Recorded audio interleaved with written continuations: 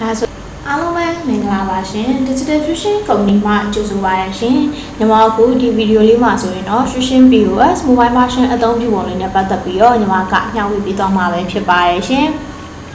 ဒီတော့ပထမဦးဆုံးညီမတို့က software လေးတွေကိုဝင်လိုက်တယ်ဆိုတာနဲ့ဒီမှာ passcode လေးထည့်ပေးရပါမယ်ဒီ passcode ကတော့ညီမတို့ software ကို register လုပ်တော့ကထည့်ခဲ့လိုက်တဲ့ခဏလေးတွေထည့်ပေးရမှာပဲဖြစ်ပါတယ်ညီမက register လုပ်တော့ကတစ်လေးလုံးထည့်ခဲ့ရဖြစ်တဲ့အတွက်ကြောင့်မလို့ဒီလေးလုံးနဲ့ညီမ login ဝင်လိုက်ပါမယ်ဒါဆိုရင်တော့ software လေးတွေကိုရောက်ပါပြီရှင်ဒီ software လေးထဲမှာဆိုရင်ညီမတို့ကဘာတွေကိုအသုံးပြုလို့ရမလဲဆိုတော့အယောင်ပေါင်ချဖွင့်တာတွေအဝယ်စရင်းသွင်းတာတွေကွန်ပျူတာအသစ်ထည့်တာတွေနဲ့အကျွေးစရင်းမှတ်သားတာတွေပြီးတော့အဆက်အသွယ်များဆိုတဲ့ကဏ္ဍရဲ့ဝင်ငွေထွက်ငွေစရင်းဆိုတဲ့ကဏ္ဍလေးတွေနဲ့စီရင်ခံစားများဆိုတဲ့အကြောင်းအရာလေးတွေကိုညီမတို့က Fusion POS ဆိုတဲ့ software လေးထဲမှာအသုံးပြုလို့ရမှာပဲဖြစ်ပါရဲ့ရှင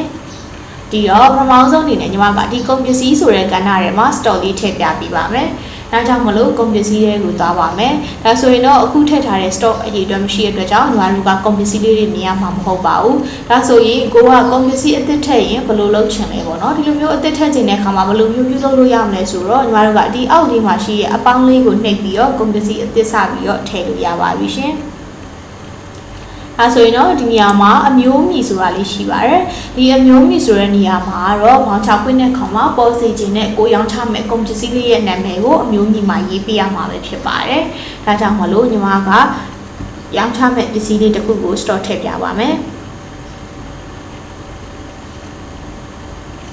Premiere Fusion ဆိုပြီးတော့ညီမအခုထည့်လိုက်ပါပြီနောက်ထပ်တစ်ခုအနေနဲ့ကတော့ဒီမှာ barcode ပဲဖြစ်ပါတယ်ဒီ barcode ဆိုတဲ့နေရာမှာညီမတို့ကနံပါတ်တစ်လုံးချင်းရိုက်ထည့်လို့ရပါတယ်အဲ့လိုမျိုးရိုက်မထည့်ချင်ဘူးဆိုရင်တော့ဒီ way လေးမှာပါတယ် barcode scanner လေးပေါ့နော်ဒီလိုမျိုး scanner လေးကိုအသုံးပြုပြီးတော့လည်းညီမတို့က scan ဖတ်လိုက်လို့ရပါတယ်ရှင်ဒီတော့ညီမက scan ဖတ်လိုက်ပါမယ်အခုလိုမျိုး scan ဖတ်လိုက်တဲ့အခါမှာဆိုလို့ရှိရင် barcode ကို code number ကိုနံပါတ်တစ်လုံးနဲ့ဝင်သွားပါတယ်ဒီတော့ဒီ code number ဆိုတဲ့နေရာမှာကိုကဒီဟာမသုံးချင်ဘူးကိုပါကိုပြောင်းလဲသတ်မှတ်ချင်တယ်ဆိုရင်လည်းပြောင်းပြီးတော့သတ်မှတ်လို့ရပါတယ်ညီမကတော့ barcode နဲ့ code number ကိုတူတူပဲပေးပါမယ်ရှင်နောက်ထပ်တစ်ခုကတော့အရေးအတွက်ပါအရေးအတွက်ဆိုတာအဆိုင်မှာအခုလက်ရှိအရေးအတွက်ဘယ်လောက်ရှိလဲဆိုတာကိုညီမတို့ကထည့်ပေးရမှာပဲဖြစ်ပါတယ်ညီမကအထုပ်200ရှိရဆိုပြီးတော့ညီမသတ်မှတ်လိုက်ပါမယ်ပြီးတော့ဒီဘေးနားမှာပါတဲ့ PCS ပေါ့နော်ဒါလေးကတော့ unit လေးပဲဖြစ်ပါတယ်ဒီ unit လေးမှာဆိုရင်တော့ default အနေနဲ့က PCS ဆိုပြီးတော့ပါထားပါတယ်ကိုကအသစ်ပေးချင်တာရှိရင်တော့ဒီဘေးနားမှာရှိရဲ့အပေါင်းလေးကိုနှိပ်ပြီးတော့အသစ်ပေးလို့ရပါတယ်ညီမကတော့အထုပ်သေးလေးတွေပဲဖြစ်တဲ့အတွက်ကြောင့်မလို့ PCS ပဲသုံးပါမယ်ရှင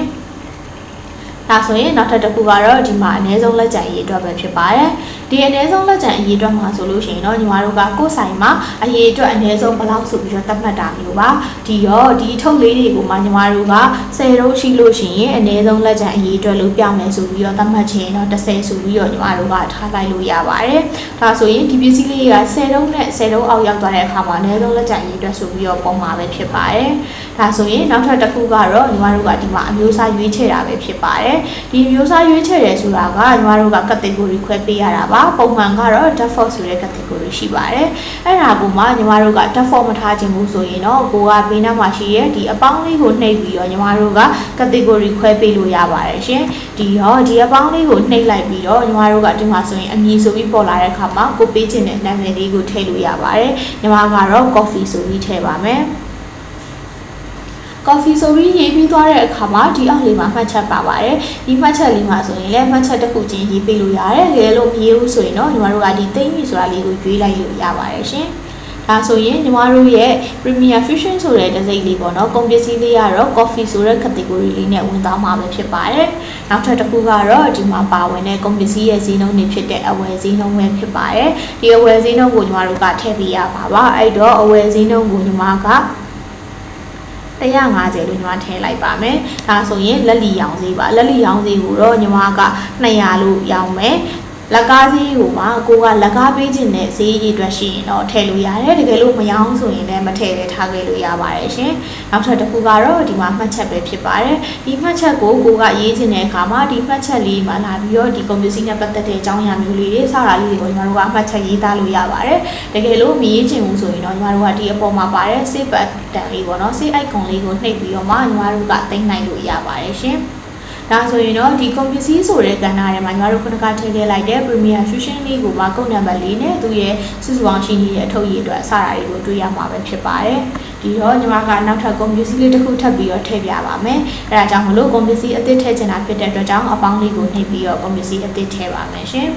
ဒီတစ်ခါမှလည်းညီမက Premier Fusion ပဲထည့်ပါမယ်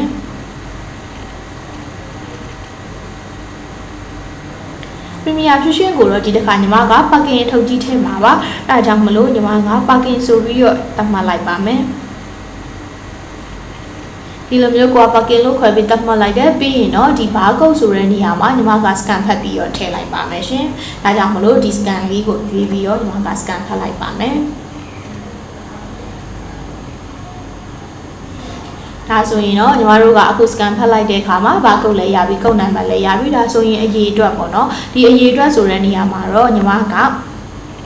10တော့ရှိရလို့ညီမသတ်မှတ်လိုက်ပါမယ်ပြီးရင်တော့အရေးဒီတစ်ခါမှာတော့ unit က PCS မဟုတ်တော့ပါဘူးညီမက parking ထုတ်ဖြစ်သွားပါပြီကိုကအသစ်ထည့်ချင်တာအသစ်ထည့်ချင်တာဆိုလို့ရှိရင်တော့ software ကအသစ်ဆိုရင်ညီမတို့ကဒီမှာမြားလေးကိုနှိပ်ပြီးတော့ PCS တစ်မျိုးပဲရွေးချယ်ရှိပါတယ်အဲ့လိုမှမဟုတ်ဘူးကိုကအသစ်ထည့်ချင်တယ်ဆိုရင်ဒီဘေးနာကအပေါင်းလေးကိုနှိပ်ပြီးတော့ကိုပေးချင်တဲ့ unit အသစ်ကိုသတ်မှတ်လို့ရပါတယ်အဲ့လိုမျိုး unit သတ်မှတ်ခြင်းဆိုတဲ့ box လေးပေါ်လာတဲ့အခါမှာအမည်ဆိုတဲ့နေရာမှာညီမတို့ကဒီတတ်မှတ်မဲ့ပေါ့နော်ကိုရောင်းချခြင်းတဲ့ unit လေးကိုရေးလိုက်လို့ရပါပြီညီမကတော့ parking ထုတ်လေးဖြစ်တဲ့အတွက်ကြောင့်မလို့ PKG ဆိုပြီးတော့ပဲညီမရေးလိုက်ပါမယ်ဒါဆိုရင်ညီမကပြီးရင်တော့သိမ့်ပြီဆိုတာလေးပဲရွေးလိုက်ပါမယ်ရှင်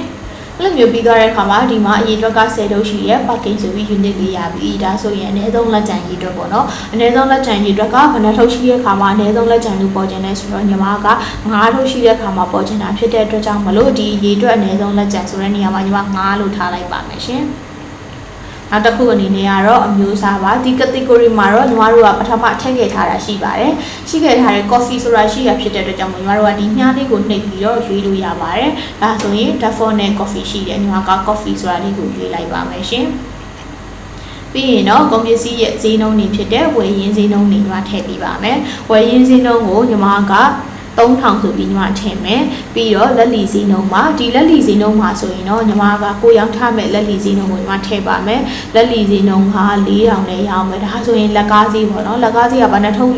ယူရင်ကိုကလက်ကားဈေးပေးမယ်စတာမျိုးကိုစိတ်ထဲမှာသတ်မှတ်ထားတာရှိလို့လက်ကားဈေးနှုန်းကိုသတ်မှတ်ခြင်းနဲ့ဆိုလို့ရှိရင်လည်းဒီအောက်မှာရှိရဲ့လက်ကားဈေးနှုန်းဆိုတဲ့အကွက်လေးမှာညီမတို့ကထည့်လို့ရပါတယ်အဲဒီတော့ညီမကလက်ကားယူတဲ့အခါမှာ3800နဲ့ပြီးမယ်ဆိုပြီးတော့ညီမလက်ကားဈေးနှုန်းလေးသတ်မှတ်လိုက်မယ်နောက်ထပ်တစ်ခုကတော့မှတ်ချက်ပါမှတ်ချက်ကညီမမပေးတော့ဘဲနဲ့အဓိက save flow လေးကိုပဲနှိပ်ပြီးတော့သိမ်းလိုက်ပါမယ်ရှင်ဒါဆိုလို့ရှိရင်ညီမတို့ကုန်ပစ္စည်းလေးတွေထည့်ပြီးသွားပါပြီဒီကုန်ပစ္စည်းလေးတွေကိုညီမတို့ကဘယ်လိုမျိုးပြန်ရောင်းမလဲပေါ့နော်ကိုကအယောင်ပေါက်ထားဖွင့်ခြင်းနဲ့ဆိုလို့ရှိရင်ဒီဘော်တောင်းလေးကmenu လေးကိုတွားပြီးတော့မှညီမတို့ကအယောင်ဆိုတဲ့ကဏ္ဍလေးတွေကိုတွားရပါမယ်ဒီအယောင်ဆိုတဲ့ကဏ္ဍထဲမှာညီမတို့ကအပေါင်းချစပြီးဖွင့်မယ်အယောင်ပြစားစပြီးဖွင့်မှာဖြစ်တဲ့အတွက်ကြောင့်မလို့အောက်မှာပါတဲ့အပေါင်းလေးကိုနှိပ်ပြီးတော့ညီမတို့ကစပြီးတော့အယောင်ပေါက်ထားဖွင့်နိုင်ပါပြီရှင်ဒီတော့ညီမကဒီအပေါင်းလေးကိုနှိပ်ပြီးတော့အယောင်ပေါက်ထားတစ်ခုစပြီးတော့ဖွင့်ပြပေးပါမယ်ဒီခါမှာညီမကဘာလေးကိုရောင်းပြမလဲဆိုတော့ဒီနေရာမှာဆိုလို့ရှိရင်ညီမတို့က search box လေးမှာနာမည်ဘာကုတ်နံပါတ်စတာနဲ့ရှာလို့ရပါတယ်ဥပမာအနေနဲ့ညီမက50ဆိုပြီးတော့အဲ့လိုမျိုးပေါ့နော်50ဆိုပြီးညီမရှာခိုင်းတယ်ဆိုလို့ရှိရင်သူ့ရဲ့ကုတ်နံပါတ်လေးကြီးကြာလာပါတယ်ဒီမှာဆိုလို့ရှိရင်50နဲ့ပတ်သက်တဲ့ item လေးတွေကြာလာမှာပဲဖြစ်ပါတယ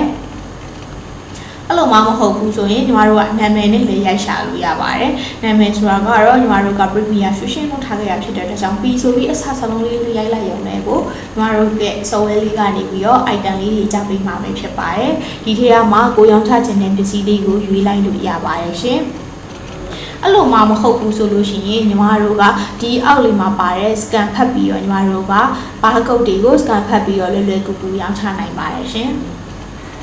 ်ညီမတို့ကကိုထည့်လိုက်တဲ့ item လေးမှားသွားလို့ပြန်ပြီးဖြတ်ချင်တယ်ဆိုတဲ့အခါမှာဒီညာဘက်လေးကို slide လေးဆွဲပြီးတော့အမိုက်ပုံးလေးပေါ်လာရင်ဒီအမိုက်ပုံးလေးကိုနှိပ်ပြီးတော့ဖြတ်လိုက်လို့ရပါတယ်ရှင်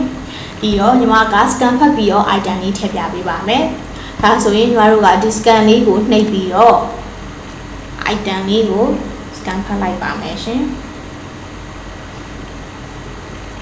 ်ဒါ ဒါဆိုရင်တော့ညီမတို့ရဲ့ဒီမှာ Premier Fusion ဆိုပြီးတော့ parking ထုတ်လေးတွေ့ရမှာပဲဖြစ်ပါတယ်ဒါကိုမှညီမတို့ကအရေးအတွက်တင်နေတယ်ဆိုပါကဘယ်ဘက်ကို slide လေးဆွဲပြီးတော့ပြင်လို့ရပါတယ်ဘယ်ဘက်ကို slide လေးဆွဲပြီးတော့အထုပ်ရည်အတွက်ပြင်နေတယ်ဆိုရင်တော့ဒီမှာဆိုရင်အထုပ်ရည်အတွက်ကိုအပေါင်းလေးနဲ့နှိပ်ပြီးတော့တိုးသွားလို့ရတယ်ဒါမှမဟုတ်လို့ရှိရင်ဒီအနှုတ်လေးကိုနှိပ်ပြီးတော့ညီမတို့က ရှုံးလိုက်လို့ရပါတယ်ရှင်အဲ့လိုမှမဟုတ်ဘဲနဲ့ညီမတို့ကခဏတန်မှုကိုတိုက်ရိုက်ထည့်ခြင်းနဲ့ဆိုရင်တော့ဒီ tick ဆိုတဲ့နေရာလေးကိုနှိပ်ပြီးရဲ့အခါမှာအရေးအတွက်ဆိုပြီးပေါ်လာတဲ့အကွက်လေးမှာကာဆာလေးချပြီးတော့ပိုရောင်းမဲ့အရေးအတွက်လေးကိုထည့်လိုက်လို့ရပါတယ်ရှင်ဒါဆိုရင်တော့ညီမက10လုံးရောင်းလိုက်ပါမယ်နောက်မဟုတ်ညီမ9လုံးရောင်းပြမယ်ပေါ့နော်ဒါဆိုရင်ညီမက9လုံးရောင်းမယ်လောက်ဆောင်ပြီဆိုတာလေးကိုညီမရွေးလိုက်ပါမယ်ဒါဆိုလို့ရှိရင်ဒီနေရာမှာမြင်ရမှာကအထုပ်ရည်အတွက်လေးက9တော့ညီမတို့ရောင်းချတဲ့တန်ဖိုးက4000မလို့ကျသိငွေက2000ဆိုပြီးပြတာပါတကယ်လို့ညီမတို့ကဈေးနှုန်းပြောင်းချင်တယ်ဆိုရင်ဒီလိုမျိုးဘယ်ဘက်ကို slide လေးဆွဲပြီးတော့မှဒီ4000ဆိုတဲ့ mmk ဆိုတဲ့နေရာလေးမှာညီမတို့ကထောက်ပြီးတော့လက်လီဈေးနှုန်းလက်ကားဈေးနှုန်းပြင်လို့ရပါတယ်ရှင်ဒါဆိုရင်ဒီမြလေးကိုနှိပ်ပြီးတော့လက်လီဈေးလားလက်ကားဈေးလားဆိုပြီးရွေးချယ်ပြီးတော့ဥပမာကိုကလက်လီဈေးနှုန်းနဲ့ရောင်းမယ်ဆိုရင်လက်လီကိုရွေးမယ်ပြီးရင်လှုပ်ဆောင်ပြီဆိုပြီးတော့ညီမတို့ကတင်နိုင်လို့ရပါတယ်ညီမကတော့လက်ကားဈေးနဲ့ပဲရောင်းပြပါမယ်ရှင်ဒါဆိုလို့ရှိရင်တော့ကိုညီမကဒီ Premier Fusion လေးကိုထည့်ထားပြီးသွားပါပြီအဲ့ဒါကြောင့်မလို့ညီမကရောင်းမယ်ပေါ့နော်ဒီလိုမျိုးရောင်းချတဲ့အခါမှာဆိုရင်ညီမတို့ကဘာတွေကိုအသုံးပြုလို့ရလဲဆိုတော့ဒီနေရာမှာဆိုရင် percent ပုံလေးရှိပါတယ်ဒီ percent ပုံလေးနဲ့ညီမတို့က discount ပေးရမျိုးတွေပြီးတော့ဒီအောက်မှာပါတဲ့ tax လေးပေါ့နော်ဒီ tax လေးနဲ့အခွန်ဆောင်တာမျိုးတွေဒါမျိုးတွေကိုတိလုပ်လို့ရပါတယ်အဲ့လိုမှမဟုတ်ဘူးဆိုရင်တော့ညီမတို့ကနောက်ထပ်တစ်ခုအနေနဲ့ကဒီ voucher လေးကိုကရောင်းချနေစဉ်တည်းမှာခဏဆိုင်းငံ့ခြင်းတယ်ပေါ့နော် voucher လေးကိုဆက်ပြီးမလုပ်ဆောင်သေးဘူးဆိုင်းငံ့ခြင်းတယ်ဆိုပါကဒီ pay me ဆိုတဲ့ပေးနာမှာပါတဲ့ post code လေးကိုနှိပ်ပြီးတော့ဆိုင်းငံ့နိုင်ပါတယ်ရှင်အားကြောင့်မလို့ညီမကဆိုင်းငံ့ပြပါမယ်ဒါဆိုရင်ဆိုင်းငံ့ပြီဆိုတာလေးကိုနှိပ်လိုက်ရင် voucher လေးကိုတွေ့ရတော့မှာမဟုတ်ပါဘူးအဲ့ဒီ voucher လေးကိုပြန်ပြီးကြည့်ခြင်းတယ်ဆိုရင်တော့ညီမတို့ကဒီအယောင်ဆိုတဲ့ကဏ္ဍထဲမှာဒီမှာဆိုင်းငံ့ဒေတာဆိုတာလေးရှိပါတယ်ဒီအယောင်စရင်းမှတ်တမ်းတွေကဆိုင်းငံ့ဒေတာလေးထဲမှာကြည့်ပေးရမှာပဲဖြစ်ပါတယ်ရှင်ဒီဆိုင်ငံ့မေဂျာလေးထဲမှာဆိုရင်ညီမတို့ခုနကဆိုင်ငံ့လိုက်တဲ့ပေါင်ချာလေးကိုတွေ့ရမှာပါဆက်လက်လှုပ်ဆောင်ခြင်းတော့ဘယ်ဘက်ကို slide လေးဆွဲပြီးတော့မှခဲတဲ့ပုံစံလေးကိုနှိပ်ပြီးတော့ညီမတို့ကဒီပေါင်ချာလေးကိုဆက်ပြီးတော့ရောင်းချလို့ရပါတယ်ဒါဆိုရင်ညီမကဆက်ပြီးတော့ဒီပေါင်ချာလေးကိုရောင်းချပါမယ်ရှင်အဲ့ဒါကြောင့်မလို့ညီမကဒါတွေကုန်ပြီးသွားပြီဆိုရင်ညီမက pay me ဆိုပြီးတော့ရွေးလိုက်ပါမယ်ပြီးရင်တော့ဒီမှာကျပ်တင်ငွေက2000ပါဒါဆိုရင် pay ငွေပေါ့နော် customer ကဘယ်လောက်ပေးလဲဆိုတာမျိုးညီမတို့ထည့်ပေးရပါမယ်အဲ့တော့ pay ငွေဆိုတဲ့အကွက်မှာ customer ပေးတဲ့တန်ဖိုးကိုထည့်ပေးရမှာပဲဖြစ်ပါတယ်ညီမကအခု2000ထည့်လိုက်ပါပြီဒါကြောင့်မလို့ပြန်ငွေမှာက0ပဲပြတာပါဒါဆိုရင်ညီမတို့က customer ကို voucher ပေးမယ်ဆိုရင်တော့ print ထုတ်ပြီးဆိုပြီးတော့ညီမတို့က voucher လေးကို print ထုတ်လို့ရပါတယ်ဒီလိုမျိုး print ထုတ်တဲ့အခါမှာညီမတို့ကဒီအောက်လေးမှာဆိုလို့ရှိရင် printer နဲ့ချိတ်ထားရမှာပါဒါဆိုရင်ကိုက printer နဲ့ဘယ်လိုမျိုးချိတ်မလဲပေါ့နော်ဒီဟာလေးကိုရွေးပြီးတော့မှကိုထုတ်ချင်တဲ့ printer လေးကိုရွေးချယ်ပြီးတော့ချိတ်ဆက်ရမှာပဲဖြစ်ပါတယ်ရှင်ဆိုရင်တော့ညီမက Bluetooth printer လေးနဲ့ချိတ်ဆက်တာပဲဖြစ်ပါတယ်အဲ့လိုမျိုးချိတ်ပြီးရဲ့အခါမှာဆိုရင်တော့ညီမက voucher လေးကိုထုတ်ပေးလိုက်လို့ရပါပြီဒါဆိုရင်ကိုက voucher ထုတ်ပေးခြင်းနဲ့ဆိုရင်ဒီအပေါ်မှာရှိရဲ့ print code လေးကိုနှိပ်ပြီးတော့မှညီမတို့က voucher ထုတ်လိုက်လို့ရပါတယ်ရှင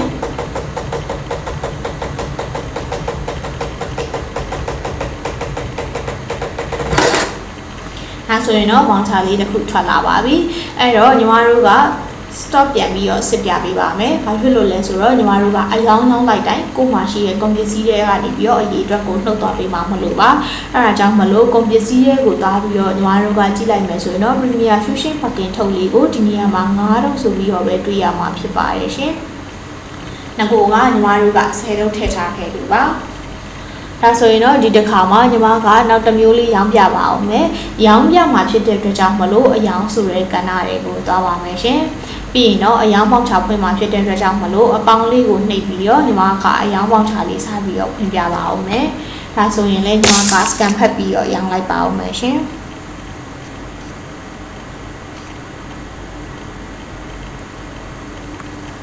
အဲဆိုရင်တော့ဒီ Premier Fusion ကိုမှအမှအခုအထုပ်သေးလေးကို scan ဖတ်လိုက်တာပေါ့နော်ဒါကိုမှအရေးအတွက်ပြင်ကျင်တယ်အရေးအတွက်ပြင်ကျင်တယ်ဆိုရင်ညီမကအရေးအတွက်ကို50ဆိုပြီးတော့ညီမထည့်လိုက်ပါမယ်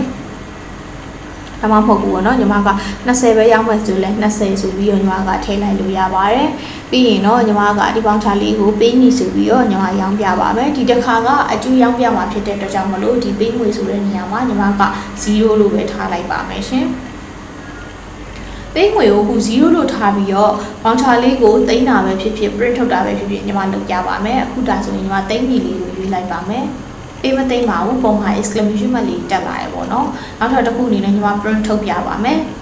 print ထုတ်တယ်ဆိုရင်လည်းသူက print ပေးမထုတ်ပါဘူးဘာကြောင့်လဲဆိုတော့ညီမတို့ကဒီပေးငွေမှာ0ထည့်ထားတယ်ဒါဆိုရင်အကျွေးပေါင်ချပါအကျွေးပေါင်ချဖြစ်တဲ့အတွက်ကြောင့်မလို့ကုန်ဝယ်သူရဲ့အချက်လက်လေးဖြည့်ပေးရပါမယ်ဒီတော့ကုန်ဝယ်သူရဲ့နာမည်တွေဖုန်းနံပါတ်တွေကိုညီမတို့ကထည့်ပေးဖို့လိုပါတယ်ရှင်အဲဒါကြောင့်မလို့ကုန်ဝယ်သူရဲ့နာမည်ကိုညီမထည့်လိုက်ပါမယ်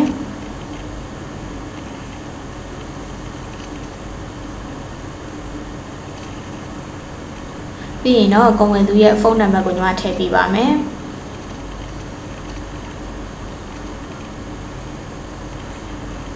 ကုန်ဝယ်သူရဲ့နာမည်ကြီးဖုန်းနံပါတ်တွေထည့်ပြီးရဲ့အခါမှာညီမကပေါင်ချာလေးကို print ထုတ်ပြီးပေးလို့ရပါပြီဒါကြောင့်မလို့ print ထုတ်ပြီးဆိုတာလေးကိုညီမရွေးလိုက်ပါမယ်ရှင်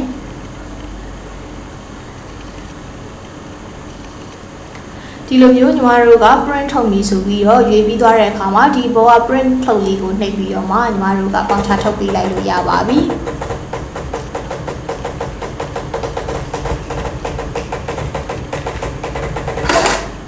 ဒါဆိုရင်တော့ညီမတို့ရဲ့အကျေးပေါင်ချာလေးလည်းပြီးသွားပြီဒီတစ်ခါမှာတော့အထုပ်သေးလေးကိုမှညီမကအထုပ်20ရောင်းလိုက်တာအဲဒါကြောင့်မလို့ store လေးတစ်ချက်စစ်ပြပေးပါမယ်ရှင်ဒါဆိုလို့ရှိရင်ညီမတို့က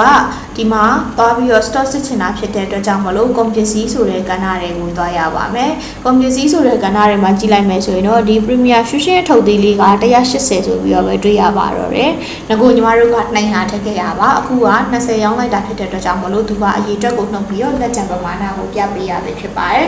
်ဒါဆိုရင်ညီမကဒီကဏ္ဍလေးတွေမှာဆိုရင်ကုန်ပစ္စည်းအကြောင်းလေးပြပြပြီးသွားပြီအရောင်းပေါက်ချဖွင့်တာလေးပြပြပြီးသွားပြီဒါဆိုရင်တော့ညီမကအဝယ်စရင်းသွင်းတဲ့အကြောင်းအရာလေးနဲ့ပတ်သက်ပြီးတော့ပြပြပေးမှာပဲဖြစ်ပါတယ်ရှင်ဒီတော့ညီမကအဝယ်ဆိုတဲ့ကဏ္ဍလေးတွေကိုသွားမယ်ကို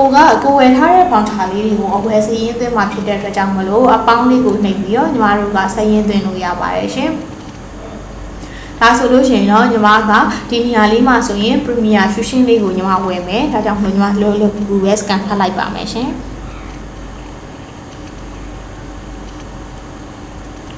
်ကန်ဖတ်ပြီးတော့ဒီ Premier Fusion လေးကိုပဲညီမကဘယ်နှထုတ်ဝယ်မလဲဆိုလို့ရှိရင်10ထုတ်ဝယ်လိုက်ပါမယ်ဒါကြောင့်မလို့ညီမအရေးအတွက်ကို30ဆိုပြီးတော့ထားလိုက်ပါမယ်ရှင်ဒီလိုမျိုးအရေးအတွက်ကိုညီမက30လို့ထားပြီးသွားတဲ့အခါမှာဆိုရင်တော့ညီမကခုနကအဝယ်ပြေစာကိုလည်းအရောင်းတိုင်းပဲရှုံငွေပေးရတယ် discount ရတာမျိုးတွေပြီးတော့အခွန်ဆောင်ရတာမျိုးတွေစတာတွေကိုလည်းထည့်လို့ရတယ်စိုင်းငံ့ကျင်လို့ရှိရင်လည်းဒီဝေးနာကစိုင်းငံ့ပြီဆိုတဲ့ခလုတ်လေးနဲ့စိုင်းငံ့လို့ရပါတယ်ရှင်အဲ့ဒါလေးကိုမှပြန်ပြီးတော့လှုပ်ဆောင်ခြင်းနေဆိုရင်တော့ညီမတို့ကဒီစိုင်းငံ့ပြေစာဆိုပြီးတော့အဝယ်စရင်းထဲမှာပေါ့နော်စိုင်းငံ့ပြေစာလေးထဲမှာသွားပြီးတော့ကြည့်ပြီးတော့ပေါင်ချာလေးကိုဆက်ပြီးအသုံးပြုလို့ရပါတယ်ဒီပေါင်ချာလေးကိုဆက်လက်လှုပ်ဆောင်ခြင်းရင်တော့ဘယ်ဘက်ကို slide ရေးဆွဲပြီးတော့မှခဲရန်ပုံစံ edit ကလေးကိုနှိပ်ပြီးတော့ညီမတို့ကဆက်ပြီးအသုံးပြုလို့ရပါပြီရှင်ဒါဆိုရင်တော့ညီမကပေးမည်ဆိုပြီးတော့ညီမရွေးလိုက်ပါမယ်ပြီးရင်တော့ကုန်ရောင်းသူရဲ့ဖုန်းနံပါတ်တွေနာမည်တွေကညီမတို့ကလက်ငင်းပေးရဆိုရင်တော့မထည့်လည်းရပါတယ်ထည့်ခြင်းလို့ရှိရင်လည်းနာမည်တွေဖုန်းနံပါတ်တွေထည့်ပေးလို့ရပါတယ်ရှင်ညီမကတော့ပေးငွေကိုအတိအကျပဲထည့်လိုက်ပါမယ်ဒါဆိုရင်ညီမကပေးငွေလေးဟိုဖြစ်ပြီးသွားထည့်ပြီးသွားပြီပေါ့နော်ဒါဆိုလို့ရှိရင်ကိုကဒီပေါင်ချာလေးကိုသိမ်းကျင်နေဆိုလို့ရှိရင်သိမ်းပြီဆိုတာလေးကိုရွေးလိုက်လို့ရပါတယ်ရှင်ဒီတော့ညီမတို့ရဲ့အဲ့ဒီအဝယ်ပေါင်ချာလေးကိုပြန်ကြည့်ခြင်းနဲ့ဆိုပါကအဝယ်စရင်းဆိုတဲ့ကဏ္ဍထဲမှာအဝယ်ပြေစာလေးရှိပါတယ်ဒီအဝယ်ပြေစာလေးထဲမှာညီမတို့ကလာပြီးတော့ကိုယ့်ရဲ့ပေါင်ချာလေးကိုကြည့်လို့ရပါတယ်ရှင်ဒီပေါင်ချာလေးကိုအသေးစိတ်ကြည့်ခြင်းနဲ့ဆိုပါကဘယ်ဘက်ကို slide လေးဆွဲပြီးတော့စာရွက်ပုံစံလေးကိုနှိပ်ပြီးတော့ညီမတို့ကအသေးစိတ်ကြည့်လို့ရပါတယ်ရှင်ဒီမှာဆိုလို့ရှိရင်ညီမတို့ဝယ်လိုက်တဲ့ Premier Fusion လေးကို10တော့ဝယ်လိုက်တဲ့ထုတ်သေးလေးပါအဲ့ဒီတော့ကုန်ပစ္စည်းထဲမှာညီမက store လေးတစ်ချက်စစ်ပြပေးပါမယ်ဒါကြောင့်မလို့ဒီမှာကုန်ပစ္စည်းဆိုတဲ့ကဏ္ဍတွေကိုသွားပါမယ်ပြီးရင်တော့ stock ဆက်လိုက်မယ်ဆိုရင်ဒီ Premier Fusion လေးက190ဆိုပြီးတော့တွေ့ရမှာပဲဖြစ်ပါတယ်ခုနက10တော့ဝယ်တဲ့အတွက်ကြောင့်မလို့ပေါင်းတယ်အဲ့ဒါကြောင့်မလို့ညီမတို့ကကုန်ပစ္စည်းထဲမှာမှရှိနေတဲ့အရေးအတွက်ကိုညီမတို့ကအယောင်းပေါင်ချဖွင့်လိုက်တိုင်းကုန်ပစ္စည်းထဲမှာရှိနေတဲ့အရေးအတွက်ထဲကနှုတ်သွားပေးမယ်အဝယ်ပေါင်ချပြန်ပြီးတော့စရင်းသွင်းတဲ့အခါတိုင်းမှာ stock အရေးအတွက်တွေကပေါင်းတော့မှာပဲဖြစ်ပါတယ် ဒါဆိုရင်တော့ညီမကဒီကုန်ပစ္စည်းဆိုတဲ့ကဏ္ဍထဲမှာဒီ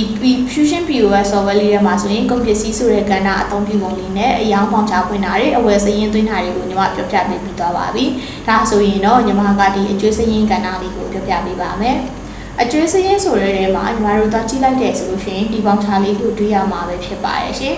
အကျွေးစရင်းက2မျိုးရှိပါတယ်ရရန်ရှိနဲ့ပေးရန်ရှိဆိုပြီးတော့ဗာဒီရရန်ရှိဆိုတဲ့စရင်းကတော့ညီမတို့က customer စီရရမယ်စရင်းပါဒီပေးရန်ရှိကတော့ကိုက supplier ကိုပေးဖို့ရှိရဲ့အကျွေးစရင်းပဲဖြစ်ပါတယ်ဒီမှာသွားပြီးတော့ကြည့်လိုက်မယ်ဆိုရင်ပေါင်ချလေးတွေ့ရမှာမဟုတ်ပါဘူးညီမတို့ခုနကအဝဲပေါင်ချတစ်ဆောင်သွင်းခဲ့တယ်ဒါပေမဲ့ညီမတို့ကလက်ငင်းချခဲ့တာဖြစ်တဲ့အတွက်ကြောင့်မလို့ပေးရန်ရှိစရင်းမှာမရှိရပါဒါဆိုရင်ဒီရရန်ရှိစရင်းထဲမှာလာပြီးတော့ကြည့်လိုက်မယ်ဆိုရင်တော့ခုနကတော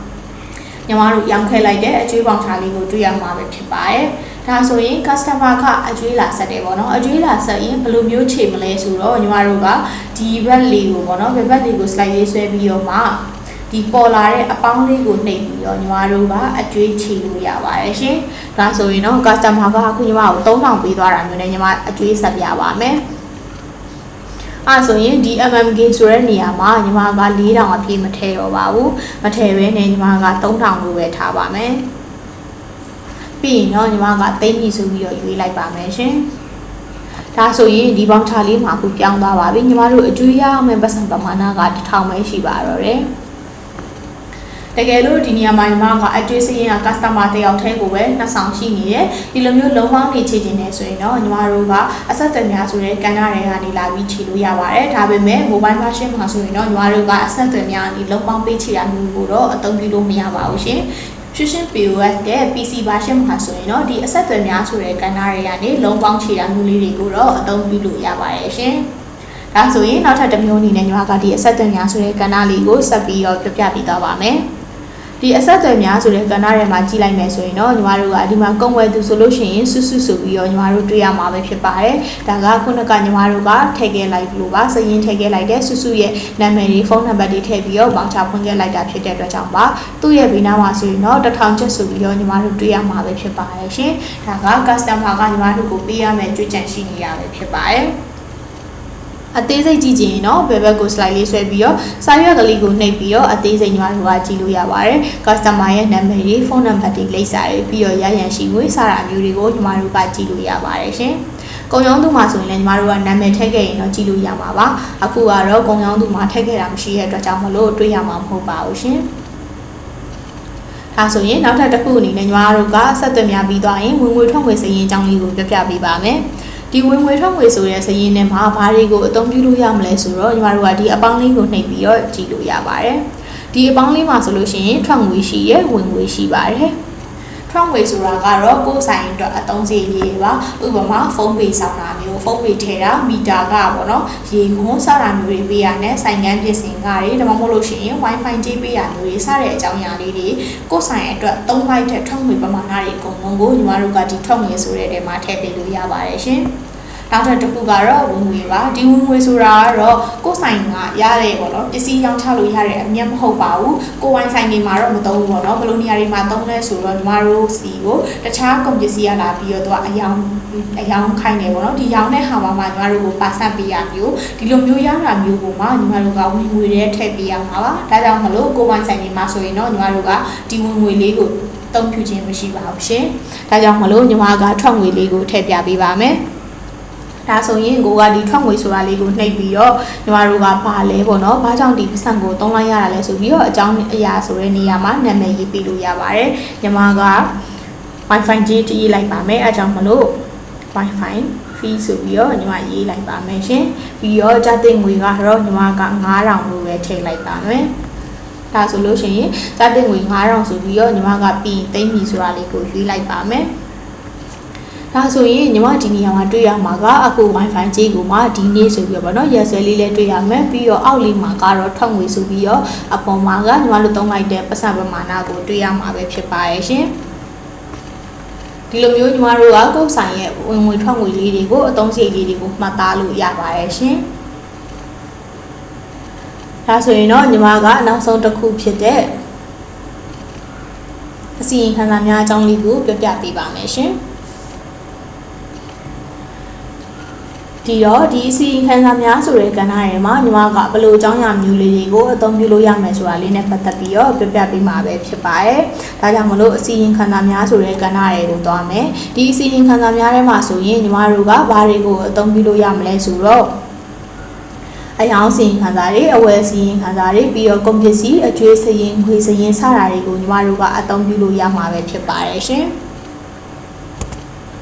ဒီထဲမှာညီမကဒီပထမအဆုံးအနေနဲ့အယောင်စရင်အစီရင်ခံစာလေးအကြောင်းကိုပြပြပေးပါမယ်။ဒီအယောင်စရင်အစီရင်ခံစာထဲမှာဆိုရင်ညီမတို့ကဘာတွေကိုကြည့်လို့ရမလဲဆိုတော့ကုန်ပစ္စည်းအယောင်စီရင်ခံစာထဲမှာညီမတို့ကသွားကြည့်လို့ရပါတယ်။ကုန်ပစ္စည်းအယောင်စီရင်ခံစာထဲမှာဆိုရင်တော့ကုန်ပစ္စည်းအလိုက်ဘလောက်ရောင်းရတယ်ဆိုပြီးတော့အရေးအတွက်လေးပြပေးမှာပါ။ဒါဆိုရင်ညီမတို့က Premier Fusion ကို parking က9တုပ်ထုတ်သေးကအထုပ်20ရောင်းရတယ်ဆိုပြီးတော့ရောင်းရတဲ့တန်ဖိုးငွေကိုလည်းဘေးနားမှာကျတဲ့ငွေတွေတွက်ပေးထားတယ်။ဒီအောင်ဆုံးပါဆိုရင်တော့စုစုပေါင်းရောင်းရတဲ့တန်ဖိုးငွေပမာဏကိုညီမတို့တွေ့ရမှာပဲဖြစ်ပါတယ်ရှင်။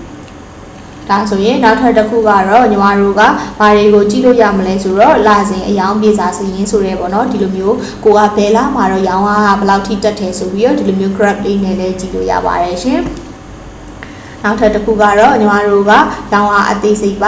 ါကုန်နော်ဒီမှာဆိုလို့ရှိရင်ညီမတို့ကအယောင်ဝန်ထမ်းအလိုက်ရောင်းအားအသေးစိတ်ဆိုပြီးတော့ရှိရဲဒီရောင်းအားအသေးစိတ်ဆိုတာကဘယ်လိုမျိုးလဲဆိုလို့ရှိရင်ဝန်ထမ်းအလိုက်ကိုကြည့်လို့ရတာပါကိုကဝန်ထမ်းတွေကိုရိုးခွဲပေးထားရပါတော့အဲ့ဒါဆိုလို့ရှိရင်ဒီနားကအုံနာဆိုပြီးတော့မြားလေးမှာနှိပ်ပြီးတော့ကြည့်လို့ရပါတယ်ညီမကတော့အုံနာတစ်ခုပဲထည့်ထားတာဖြစ်တဲ့အတွက်ကြောင့်မလို့မတွေ့ရတာပါမိတ်ဆွေတို့ဆိုင်မှာတော့ဟိုနော်အယောင်ကိုမှ2ယောက်3ယောက်ခွဲပေးထားရဆိုလို့ရှိရင်ဒီသူတို့ရဲ့နာမည်နဲ့လိုက်ပြီးတော့မှတစ်ယောက်ကိုဘယ်လောက်ထိရောင်းရတယ်ဆိုတာမျိုးညီမတို့ကဒီနေရာလေးမှာလာပြီးတော့ကြည့်လို့ရမှာပဲဖြစ်ပါတယ်ရှင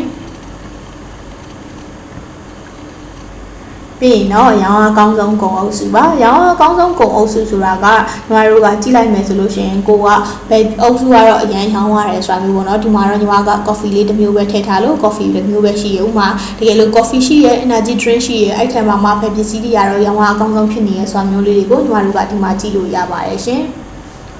ဒါဆိုရင်တော့ညီမတို့ကနောက်ထပ်တစ်ခုအနေနဲ့ကတော့အဝယ်အစီရင်ခံစာပဲဖြစ်ပါတယ်ဒီအဝယ်အစီရင်ခံစာမှာဆိုရင်လည်းအယောင်လိုပဲညီမတို့ကလာစဉ်အဝယ်စရင်းတွေကြည့်လို့ရမယ်ဒီမှာဆိုရင်လာစဉ်အဝယ်စရင်းပေါ့နော်အယောင်တိုင်းကြည့်လို့ရမယ်ပြီးတော့ကုန်ပစ္စည်းအဝယ်အစီရင်ခံစာကိုလည်းအယောင်တိုင်းပဲညီမတို့ကကြည့်လို့ရမယ်အခုညီမတို့ဝယ်ခဲ့လိုက်တာက Premier Fusion လေးကိုထုတ်သေးလေး10တုပ်ဝယ်ခဲ့တယ်ဒါကြောင့်မလို့10တုပ်ဆိုပြီးတော့ညီမတို့တွေ့ရမှာပဲဖြစ်ပါတယ်ရှင